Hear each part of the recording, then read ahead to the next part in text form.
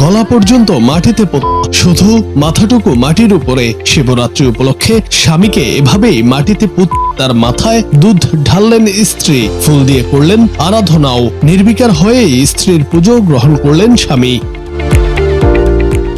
একটি ভিডিওতে দেখা গেছে গলা পর্যন্ত মাটিতে রয়েছে ওই যুবকের, তার সামনে দাঁড়িয়ে রয়েছেন একজন নারী। ওই অবস্থাতেই যুবকের মাথায় ফুল দিচ্ছেন তিনি। ফুল দেওয়ার পর যুবকের মাথায় দুধ ঢালতেও দেখা যায়। অন্যদিকে যুবক কোন রকম প্রতিক্রিয়া ছাড়াই পুজো নেন। নির্বিকার হয়ে সোজা তাকিয়ে থাকেন তিনি। শিবরাত্রি উপলক্ষে স্বামীকে এভাবেই পুজো করলেন স্ত্রী। ভিডিওটি দেখে নেটিজেনরা মজার মজার মন্তব্য করেছেন, আবার অনেকে বিস্ময়ও প্রকাশ করেছেন। জুনায়েদ আহমেদ, বাংলা টিভি।